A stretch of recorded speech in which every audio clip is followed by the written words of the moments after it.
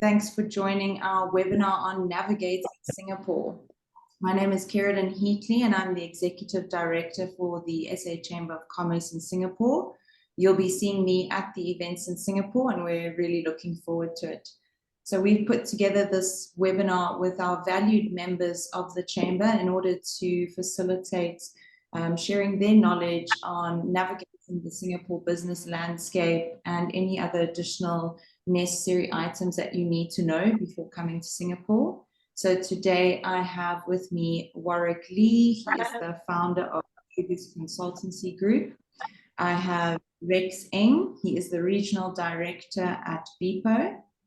And Pradeepto Kumar, the founder of Plataforma Asia. So welcome, guys. Thank you so much for joining today. And I think we're going to start off with a short intro from Warrick, and you can then go into your presentation on Fergus Consultancy. All right, thank you, Keratin. Hi, everybody. This is Warrick, and just want to give a quick introduction of Fergus. If you realize the background is actually Fergus Visa Services, that is actually one of our employment agency arm, and we've been in Singapore definitely for a long time in this industry. Together with our entire team, we have crossed many boundaries and we have serviced many different clients through the years. We have been featured as well on many articles, and we also have many appreciations from different industries. So all this will be explained in detail definitely once you have come in touch with us individually.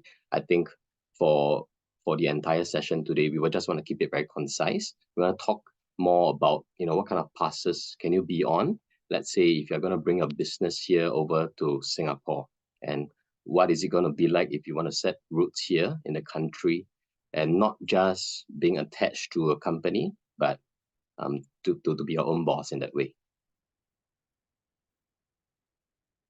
So let's dive straight into the points. First and foremost, employment pass. I think many of you have heard of it before. It's actually a very straightforward work pass, but why employment pass is always in the radar when we propose a plan of business relocation, for example, from South Africa or from many other countries in the world to Singapore, is because this is the pass that will be issued to you, even though you are your own boss. That, of course, comes with different areas of expertise from us to link you up with a resident director, to have a local to front the company, and then a year later, you can switch hands and you can take full control of the company. But as a base, the pass for you, the work pass for you to be eligible to come into Singapore and be your own boss is the employment pass. The qualifying criteria is ever rising. So if you want to, you need to act soon. For now, this year it stands at 5,000. Next year is going to increase again. So that is the minimum salary we're looking at to even pass the first criteria from the Ministry of Manpower side of things. Yeah, so just a very simple explanation on the kind of pass that you are eligible for, and this is some of the different Compass. Later we'll talk a little bit about Compass. Yeah, so Compass, the assessment framework has kicked in, and that provides all the companies are being scrutinized by the government in a way to ensure hiring is fair, Singaporeans first, and they zoom in a little bit on your skills, they zoom in about your background, nationality as well. So what we're trying to say here is, like I mentioned earlier, the salaries have been increasing, and now there's this Compass framework that's kicked in. And all of these are actually little stumbling blocks if you do not understand and you do not know how to go around and meander around all these different criteria. But speak to us and we'll have all the answers for you. It's actually not rocket science. We have helped many clients, and on a monthly basis, we have dozens of clients who cross the line, bring their business into Singapore through this route. The next one actually is the last one, is the Entre Pass, short for Entrepreneur Pass.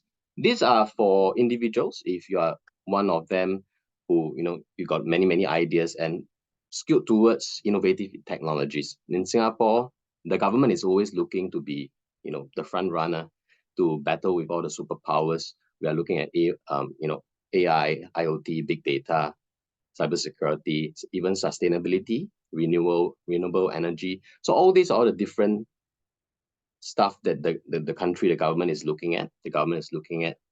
So for innovative technologies, that's how they want to bring talents in, is through this pass. And of course, it's not going to be a one-way street, it's going to be a two-way street where they want you to not only bring the technology over, they want to tap onto it as well. In return, they'll grant you this thing called the Entre Pass. Speak to us more definitely, then you can get to know how this pass will work for you. It's not rocket science, as I always like to mention to my clients. Accra is basically the platform where you register your business. Everything can be done within half a year to a year, the entire process. And of course, we'll do the proper screening. And just something important to take note for Entrepass, the renewal is a little bit different as compared to the employment pass. Employment pass, one-off, you will get at least 2 years of employment, and the renewals normally is almost 100%, unless there's something that doesn't align with the new campus framework. Then that is another topic altogether. But for renewals and to bring in family members, both passes are more or less the same. They only have a different criteria in the back end. For example, let's say an Entre Pass, you want to bring in your family member as a dependent pass holder. They'll want to pit your business spending to at least 100,000 per annum. But for employment pass holder, once you are granted the employment pass, then dependent pass will flow quite naturally. So that's one of the major differences. Lastly, just want to touch a little bit about grants. Except the first one, which is the Startup SG Founder, the remaining grants, SG Tech, SG Equity, and SG Accelerator, all these are open to foreigners. Why do we put the first one there in the first place is to let you understand, once you cross the line to be a permanent resident and subsequently a citizen, there are many, many more other grants that will be available to you. All these grants are very startup centric, as you can see from the names. So just keep in mind that the first stage is just to bring yourself over successfully, and we can secure the employment pass for you. You can set up shop here. We'll link you up with all the banks. All the required material will be passed on to you, including the directors and how you should even start this whole entire company. After that, you should be looking more towards not only the grants to sustain the business, to be profitable, to hire locals, and lastly, is also to convert to a permanent resident, if that is within your interest. If you always remain as a foreigner, as a foreign startup or a foreign company in Singapore, the number of benefits that you're eligible for will always be much, much lesser than at least a PR status. So that's something for you to take back and think about. I think later we'll have some short discussion and maybe we can have a chat about the other topics surrounding this entire huge chunk of information here. Yeah. So I believe with Carolyn, we had a webinar previously as well, and we spoke about Campus Framework. You can tune in back to that to get all the in-depth details about how Campus Framework is tied up with the employment pass, and all the details are in that sharing as well. So that's basically all from me, and later we'll have a chat on the rest of the stuff. Over to you, Carolyn. Thank you. Thank you so much, Warrick. Yeah, I think all of these items are very important. I know, especially for myself, when I was coming over, it was a challenge, looking at what type of passes to get. So I think it's important to have these sort of partners when looking at Singapore. And just to note for the delegates that are on, if you join as a member of the SA Chamber, Fergus Consultancy has generously offered a 10% discount on all their services. Okay, I'll go over to Pradeepto now and looking forward to your presentation. Thanks, Pradeepto. Great. Just give me 1 minute.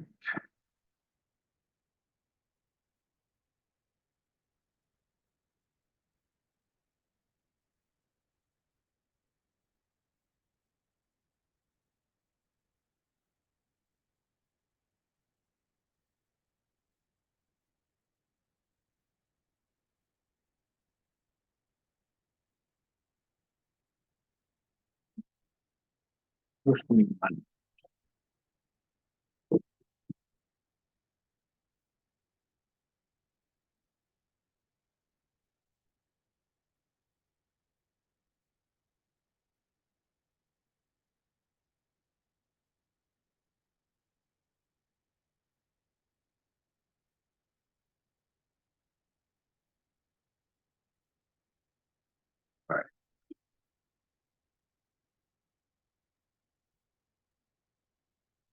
All right.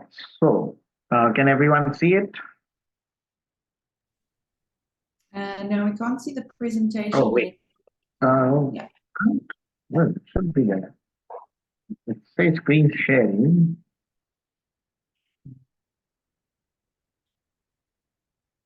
Is it now visible? It's in a black background. No, it's still on the Wait.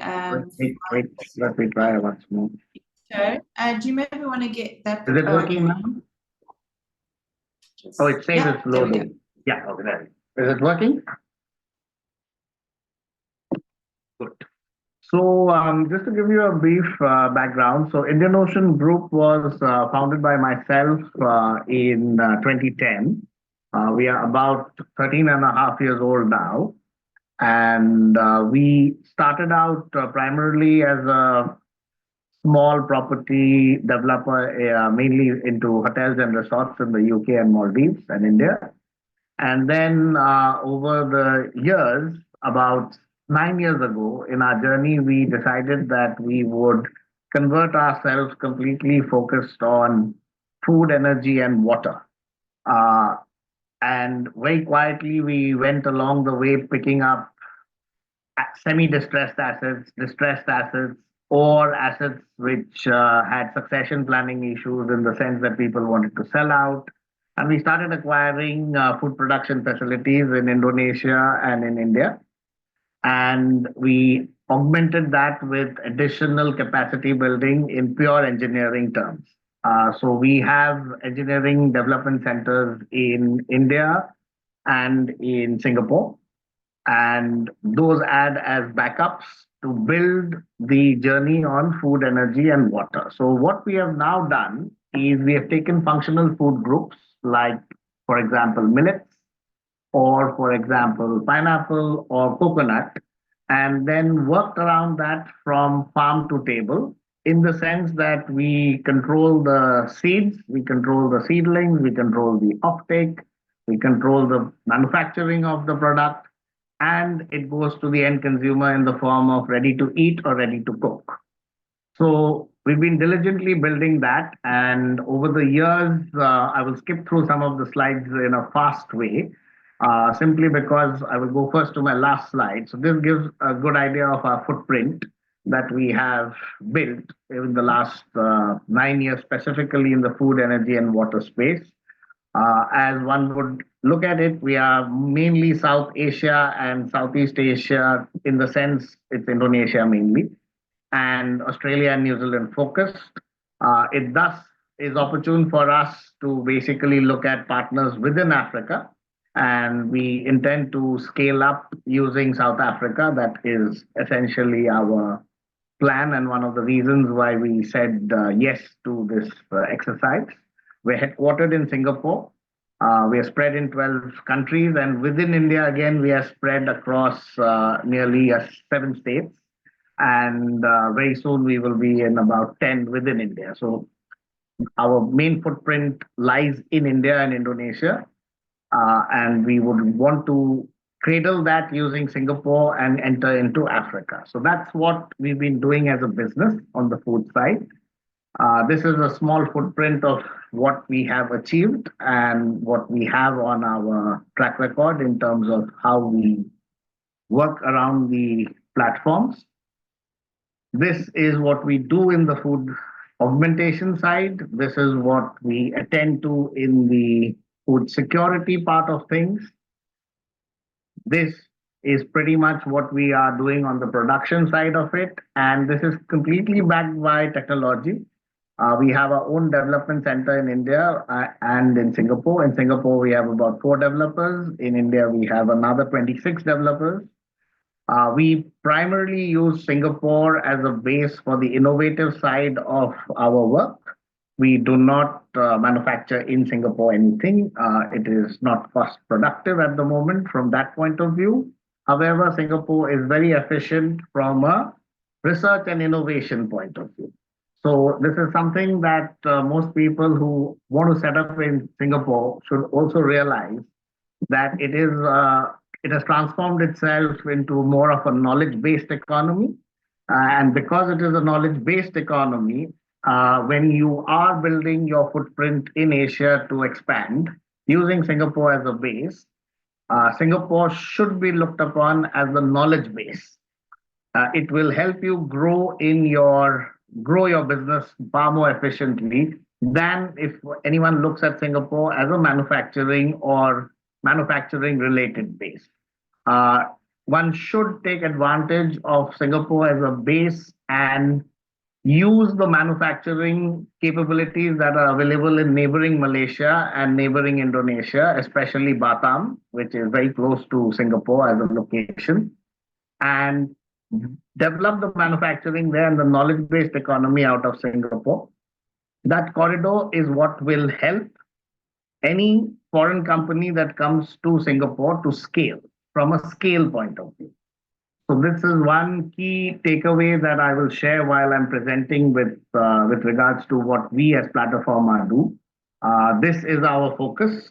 We focus primarily on food production, food security, and food augmentation.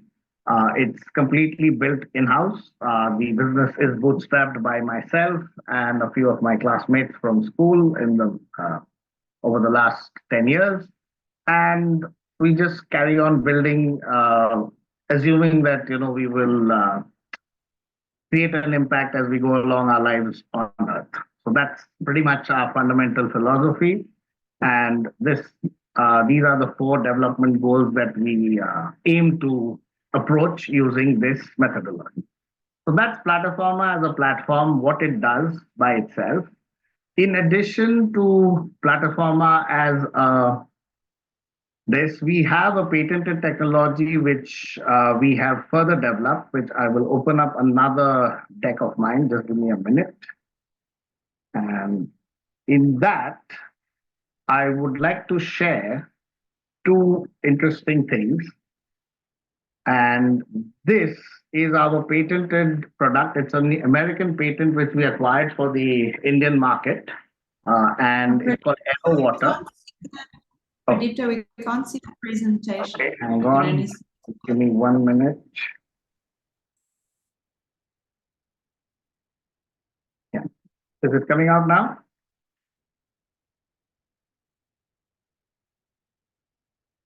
Do we have Aero Water on the screen?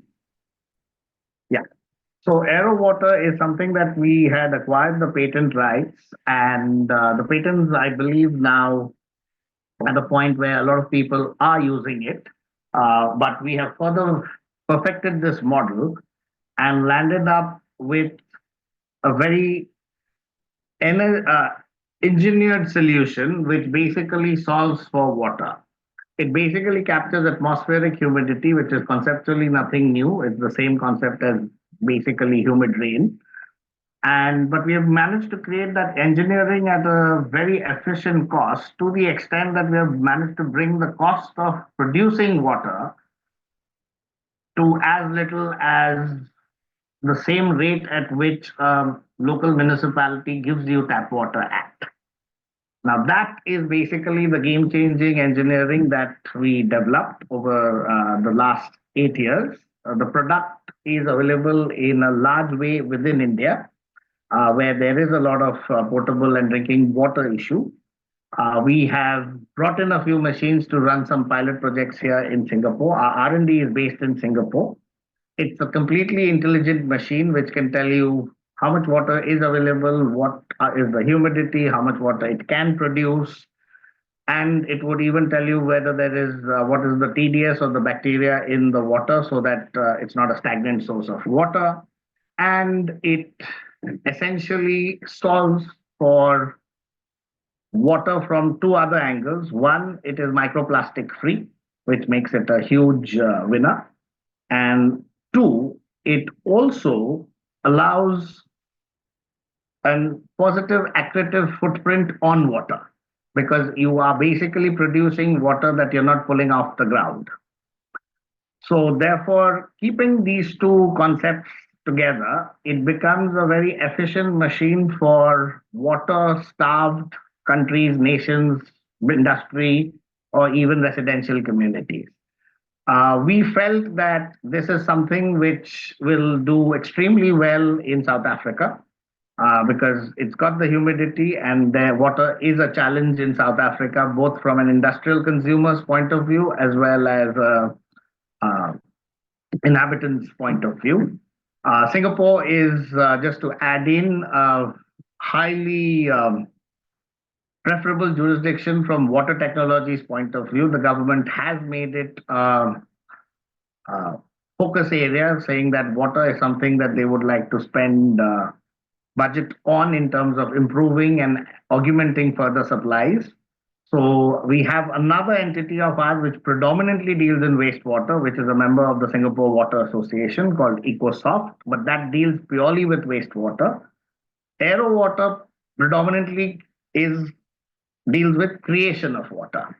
So we are at both ends of the water spectrum. So anyone in South Africa who is keen on water technology, how to augment water within the African context, we are very much open to taking questions as well as working with them in the long run on water, both on creating water as well as the wastewater side of it. And in addition to this, while I will run out of time, but I will leave a short thought process. So anyone who's coming to Singapore with the chamber on the trade mission, we are also pioneers in India for renewable gas energy projects. We are the leading supplier as well as the largest number of projects built on dealing with municipal solid waste, both segregated and unsegregated, and converting that into biogas energy. So with that, I hand it over to Rex to take it forward. Thanks, Pradeepto. I just wanted to say thank you for the presentation. So actually, Pradeepto is working with 2 delegates that came to Singapore with the South Africa Focus Week last year. So, and he will be at the events. So you'll be able to meet with him and discuss further business opportunities. And now over to Rex. Thanks, Caroline, and thanks for the presentation by Warrick and Pradeepto. So let me do my sharing.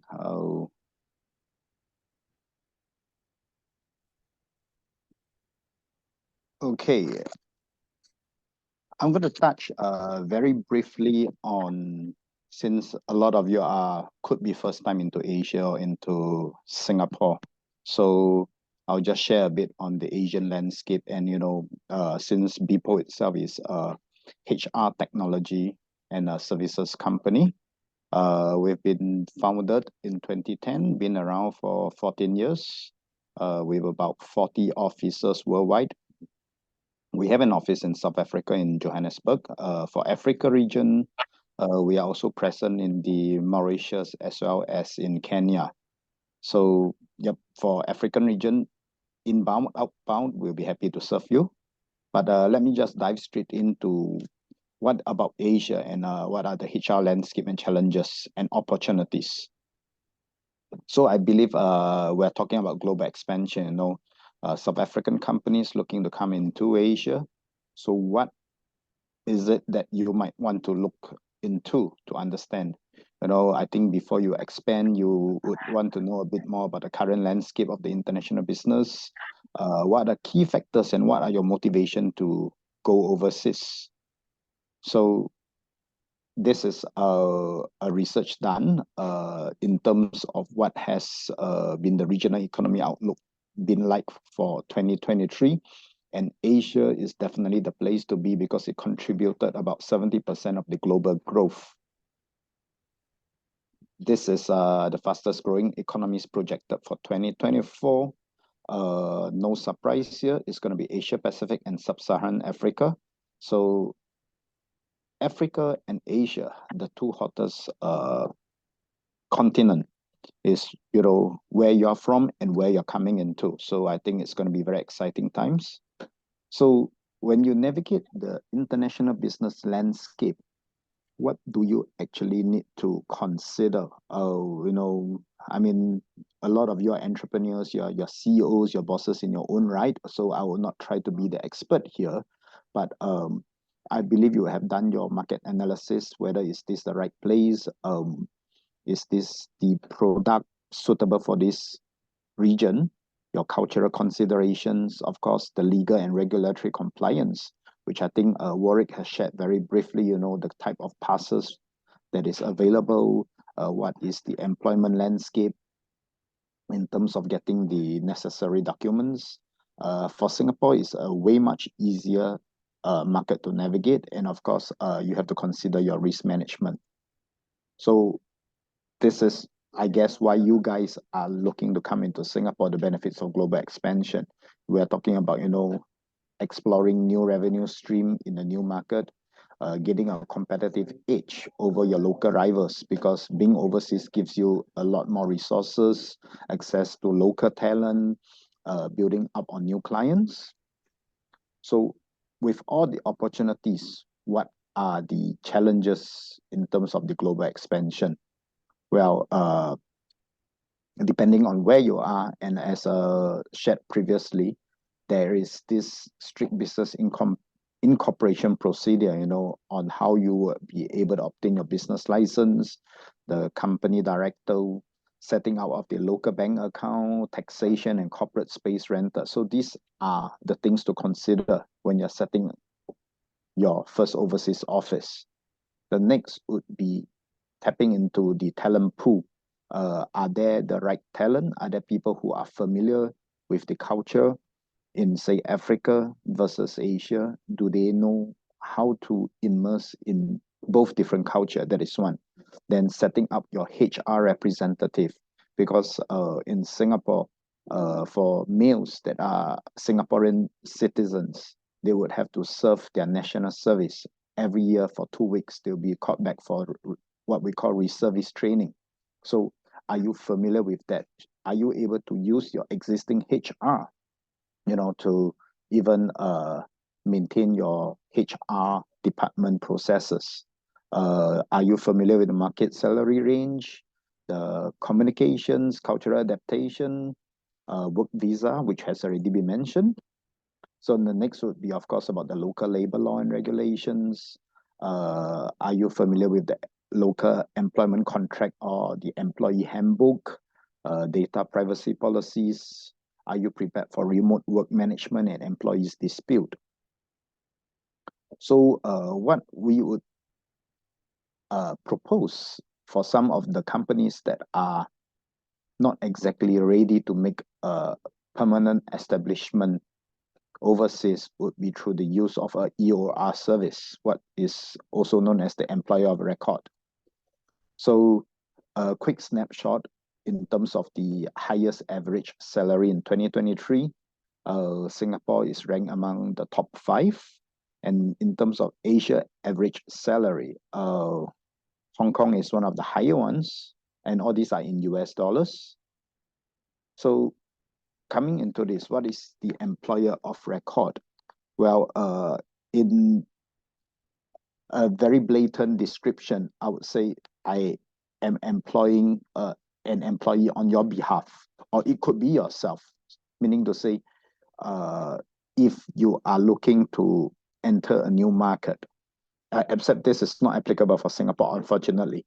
If you're looking to enter a new market, say into Vietnam, and you're not familiar with the market conditions, you would like to try out the market, we can get you an employment pass through our organization in that particular market. So the cost to set up a HR team, depending on the corporate size, this is what it probably will need to build up your HR functions, the HR fundamentals, employee-centric. Do you have a recruitment and onboarding process, the payroll functions, etc.? I will not go into details on this, but I think this is a good summary of how employer records can benefit with a business expansion. We simplify your HR tasks because we'll handle the payroll, the taxes, benefits, compliance. You actually reduce your liability because we are the legal employer. So if there is any labor dispute, BPO would be the company handling it. And in terms of benefits and resources, well, we are a professional HR firm, so we will have more resources, more CVs, more networks to tap into, be it, local or global talent. And then, of course, the key thing, which is the speed to launch, because for an employer of record, we could get the staff on board within a month as compared to you setting up a physical entity. So what are the drivers? Well, it's 60% more profitable, 90% more efficient in completing an employee onboarding. It keeps your business in compliance. It allows you to test new international markets at a much lower cost. So this is my last slide, in fact. How do you actually want to make between setting up a full entity or making use of a EOR service? Well, some of the questions we'll ask is, are you prepared to come in for more than 5 years? Will you be hiring more than 10 employees? Can you delay the hiring for months? And do you have an extensive budget for global expansion? Because each of these answers will determine whether do you actually set up a full entity or you could actually kickstart through the EOR service. So I'll be attending the event as well. So hopefully I'll be seeing you in Singapore, and then looking to share more with you on some of the HR practices in Singapore. That's all I have. Over to you, Keridin. Thanks, Rex. Thank you so much. Yeah, I think the delegates will be quite excited to hear more about it at the events. And thank you again for sponsoring the catering for the day of the 18th of April, which is our panel discussion and business forum. So looking forward to it. So I think, now that the presentations are complete, we can kind of go into more of a casual conversation for some very highlighted key questions that I think would be useful to the delegation. So as a South African coming into Singapore, how would they be able to add value to Singapore whilst growing their business? And I think we'll look at this question for Pradeepto and Rex. Maybe Pradeepto, you want to give 1 or 2 comments, and then we'll go on to Rex. Oh, you're on mute.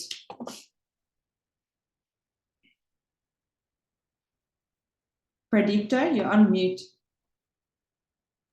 So firstly, thanks to Rex and Warrick. Great presentation on insights on setting up. I shall definitely look at sending a few people your way who are also coming from other parts of the world here.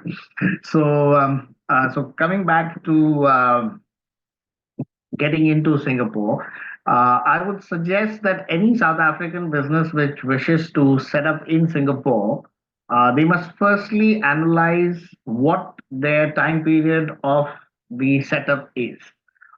Because no jurisdiction is something where you can come and get an instant result.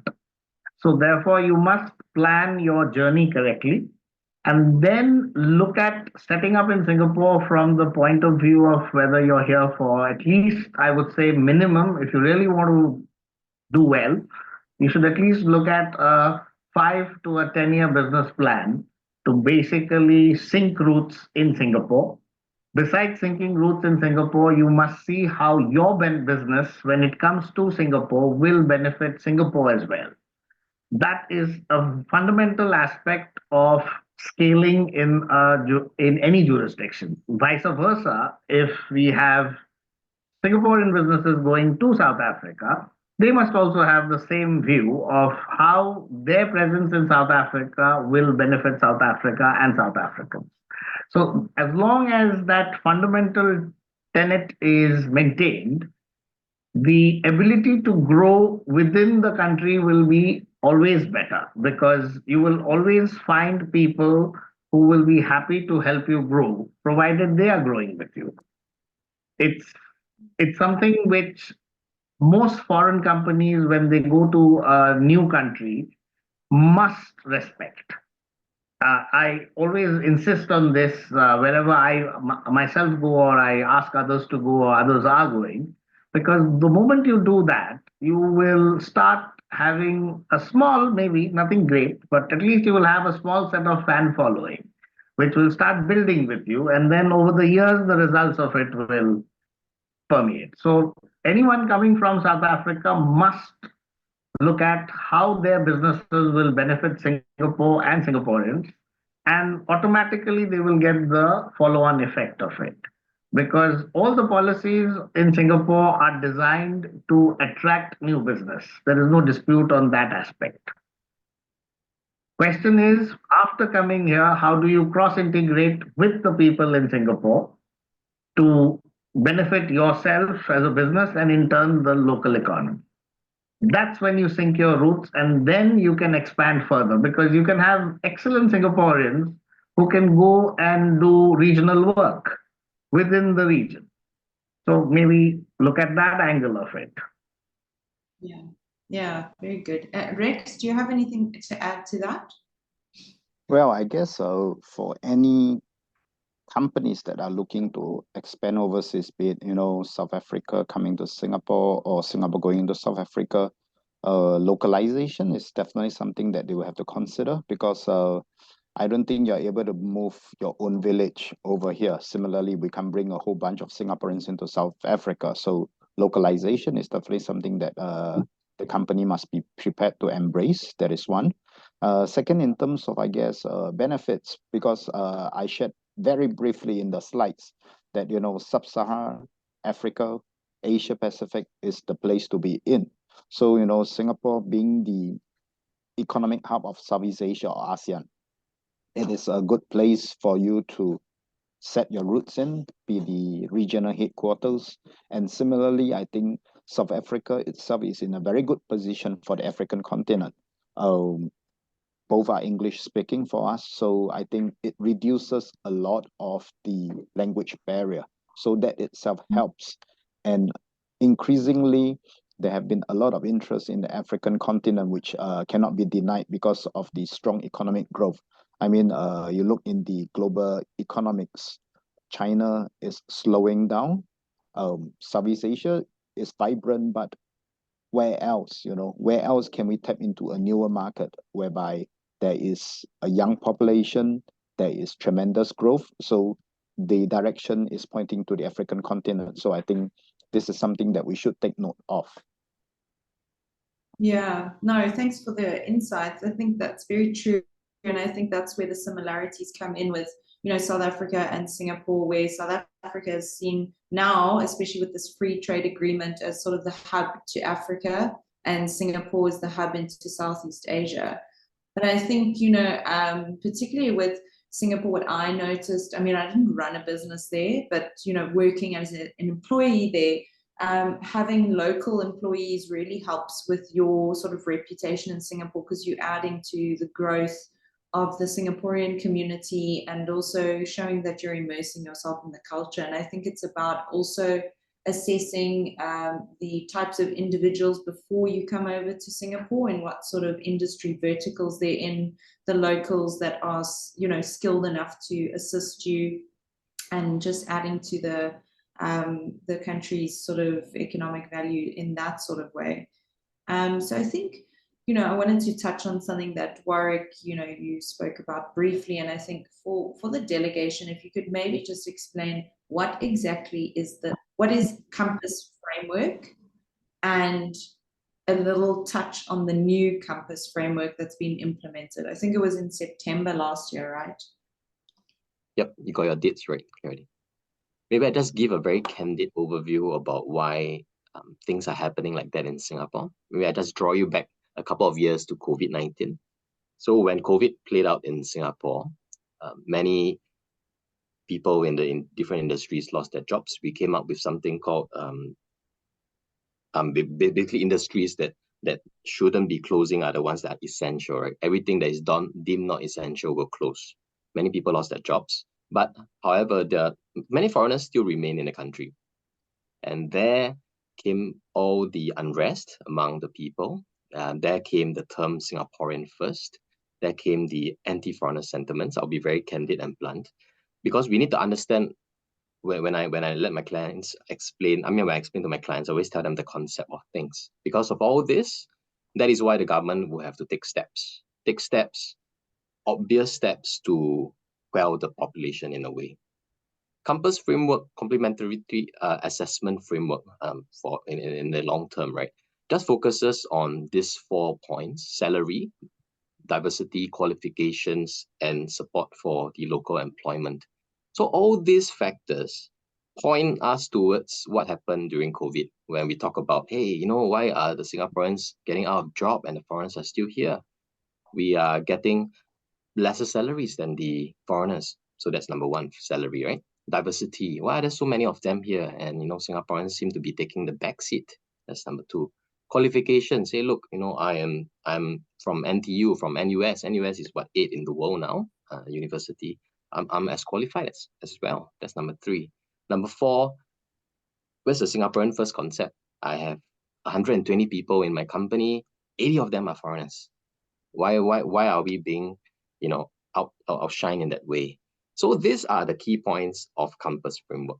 So when they put this framework into hiring, foreigners hiring as for the employment pass holders. Employment pass holders, basically degree holders, white collar workers, managers, professionals, along those lines.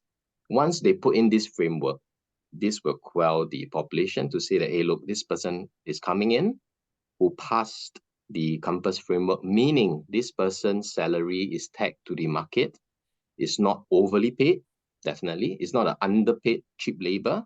This person is definitely qualified and most probably better than whoever they're looking for. This person fits into the diversity of the company. This is not somebody who blends into the 80% of the foreigners in the company, but actually it's a very fair balance. We are talking about balance here, diversity, right? And there has been a tested and proven hiring process in a company that shows full support for local employment. But for this position, so sorry, they couldn't find somebody who can fit into it, and that's why this foreigner is coming into the organization or the corporation. So that is the whole idea of Compass framework. So if you think along those lines, never ever belittle your own profile. Don't belittle your own background, because ultimately there's a lot put onto the company. There's not so much pressure put onto you, for as long as you're properly qualified and all your qualifications are true and legit and in order, and as long as you fit the needs of the company, the rest of the scoring, actually majority of it will be taken up by the organization itself, whether they are diverse in their hiring, whether they support the local employment, the local employment pool, and whether they're giving a fair salary. Yeah, that's my take. Thanks, Warrick. And I think we could almost compare the local hiring. I think there's a percentage of locals that you need to hire. Am I correct in saying that? Yes, correct. Yeah, so it's similar to triple BEE, which is here in South Africa, which you have to employ a certain amount of black individuals, in a company. So it needs to be diverse and it needs to be local. So if delegates can think about it in that sort of way. And then I think, an important question that we want to get onto is, why do business in Singapore as a South African? And we can direct this question to all three of you. So maybe Warrick, you want to add your comments, and then we'll go on to Pradeepto and Rex. It's okay. I just hope I can let the other two. I can let Rex go first. All right.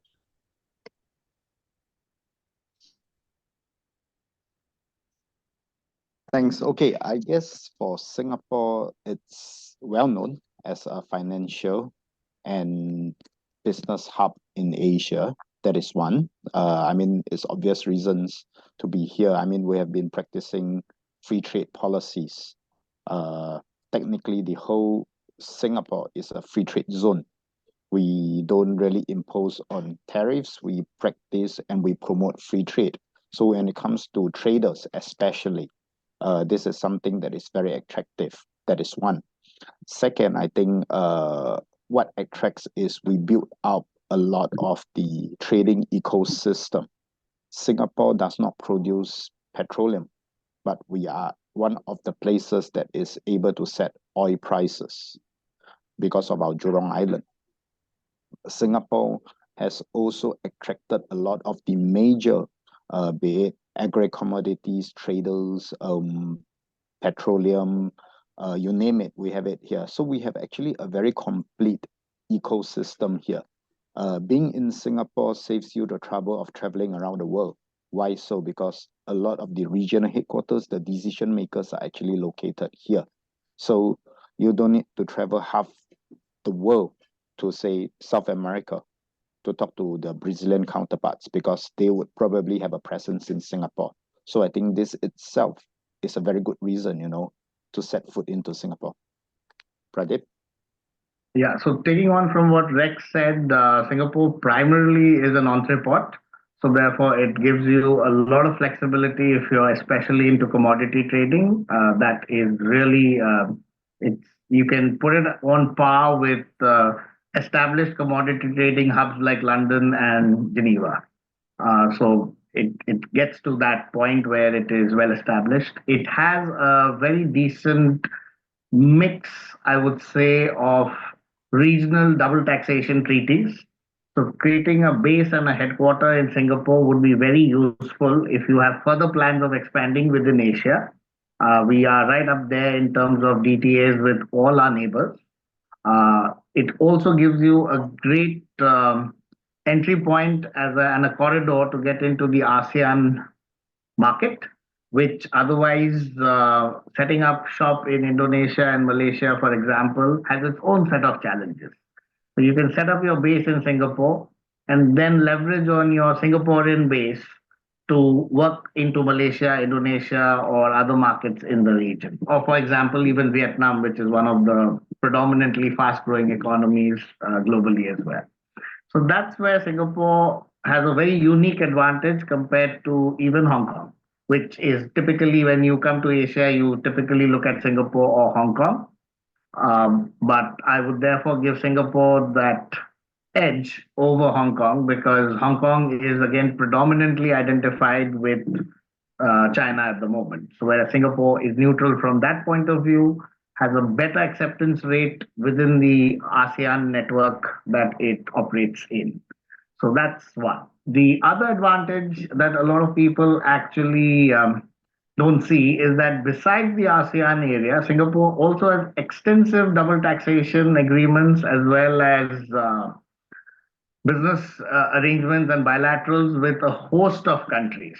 So it's right up there. If one were to rank 10 nations with the highest number of treaties, then we would be there. So therefore, creating not just a regional HQ, but a global HQ would also work very beautifully in Singapore in the long run. I mean, we all speak regional, etc., but it is worth spending your time and effort building a global headquarters in Singapore. That's how I would say. Because when you're building a business, you have to look at it from the long term as well as the legacy of what you're building. The one negative, which I would say besides the positive, is that we unfortunately don't have a very well developed stock market. So you may build your headquarters here, but you may have to list in a jurisdiction like London or New York to actually get the value of your company depending on what you wish to build. Similarly, if you have regional operations in other countries, the stock exchanges there might be better. Unfortunately, for reasons unknown to all of us maybe, and others, we have never been able to get our stock market moving. That's about it. Thanks, Pradeepto. Warrick, do you have anything to add? Yep, I think it's a combination of everybody's points. I think they have already spoken my mind. I think one important thing is the how clean the political situation is in Singapore and the government.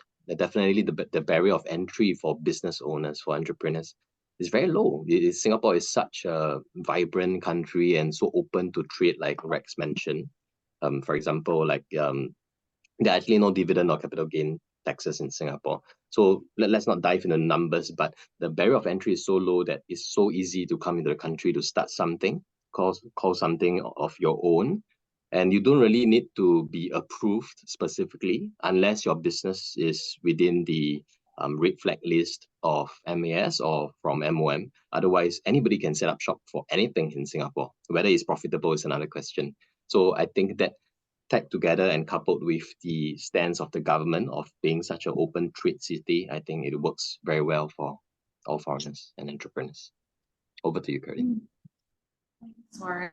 Yeah, I think one of the items that the chamber is trying to focus on is specifically agriculture and bringing more of our food produce into Singapore. I mean, I don't know if you saw actually that they signed an agreement in Saudi Arabia to bring South African meat into Saudi Arabia. So that's opening doors, and that's where South Africa is rich in, is in our grains, our fruits, our food service, our food goods over here.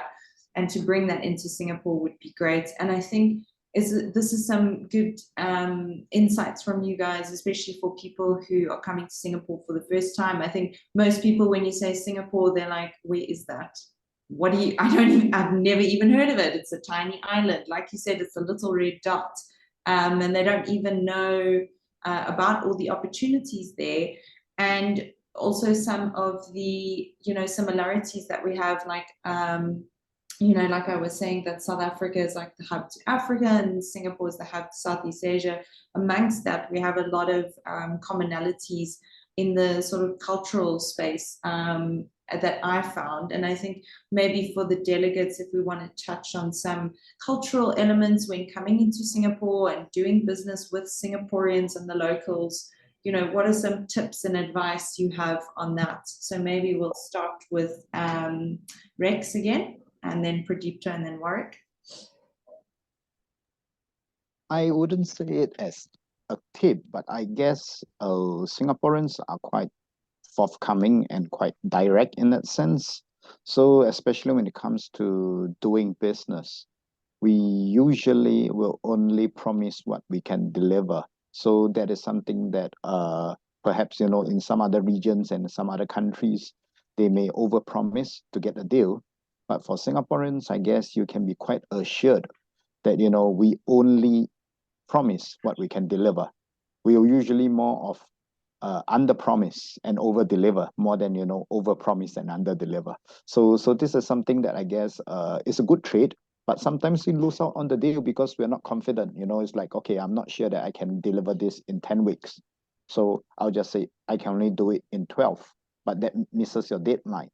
But when in fact I could possibly squeeze to do in 10, but I do not want to overpromise. So perhaps this is something some of the delegates might want to consider, when it comes to timeline and in terms of promising of delivery. This is something that Singaporeans tends to be a bit more honest, if I want to put it.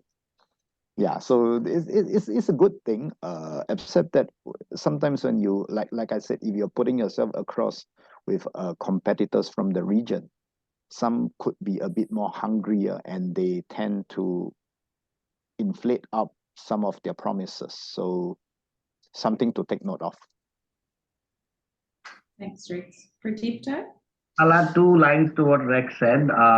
It is a good jurisdiction, but you have to be persistent both ways, both from the Singaporeans' point of view as well as anyone who's coming here. You have to persist in getting the work done. Sometimes it is how Rex put it in the form of not lack of, I wouldn't say less confidence, neither would I say it's as lack, but I would say that they will give you both the options in a reply. And then someone from outside is probably saying that, how do I decide? And that is something where, especially when you're setting up a company, you're forming certain things, you will not get a clear answer. So my suggestion to anyone who comes here is that one should also read up on his or her own effort. And that is where the persistence comes, because then you can frame your questions better and you will get an answer, which will then get you to the point where you can then move quickly to what you wish to do. Second, in Singapore, there is a great value of having contracts. People are not wary of doing contracts because that's a clean and honest way of doing business.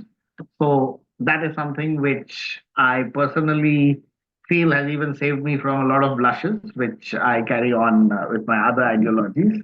But keeping that in mind, I would say that get your documentation right, ask if you don't know, and don't feel put off if someone gives you a straight answer, yes, no, can, cannot types.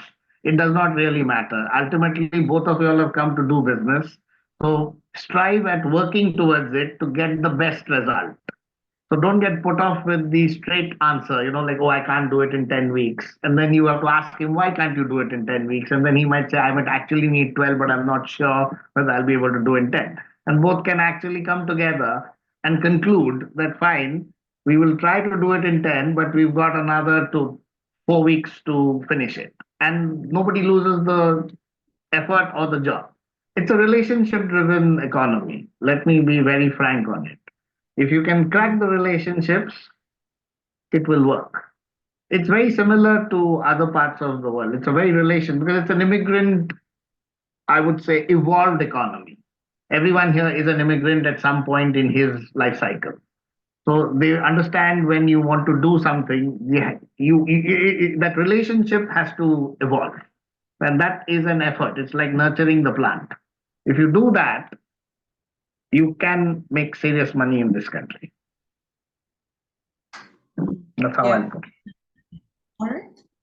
Yeah, maybe for me, I just touch quickly just on the basics. I think when we start negotiations and all those are very good points, definitely. But maybe just to share a little bit about Singaporeans in general. I think, for example, let's say South Africans, you guys are so warm. For Singaporeans in general, we are quite conservative. We are quite quiet on the first impression. Like what Rex mentioned, sometimes we tend to under-promise, over-deliver. We rather do that than the other way around.